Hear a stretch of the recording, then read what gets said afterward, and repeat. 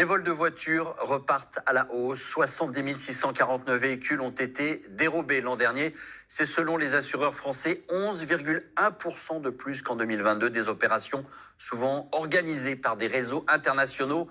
La Renault Clio 4e génération reste la voiture la plus prisée des voleurs. Explication Odile Longueval, Audrey Richier et Étienne Prigent.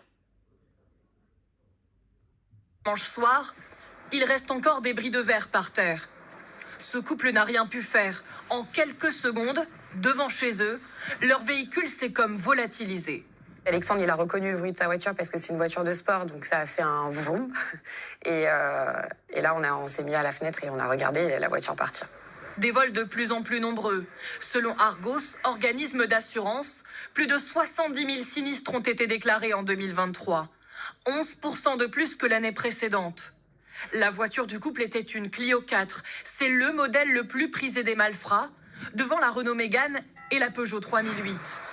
La plupart des vols se font sans effraction, en reproduisant par exemple le signal de la clé.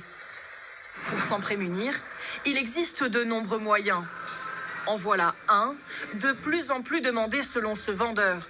Il s'agit d'un tracker GPS. Ça se présente sous la forme d'un petit boîtier. Son utilisation est simple, il suffit de le cacher dans son véhicule pour ne pas en perdre la trace. Le boîtier sert à localiser le véhicule. On pourra le situer à l'aide d'un smartphone pour voir où se trouve le véhicule en cas de vol. Prix du dispositif, 190 €. Mais côté client, les avis sur ces systèmes de sécurité divergent. Une fois, j'avais une voiture avec une alarme, il y a pas mal de temps, et me l'ont volé quand même. En fait, ma voiture, elle est gravée. Je l'ai achetée neuve, elle était gravée d'office. Mais du fait qu'il y ait déjà un numéro de gravage, ça me rassure, oui. Dans de nombreux cas de vol, les véhicules sont rapidement transférés vers l'étranger. Les retrouver devient alors beaucoup plus compliqué.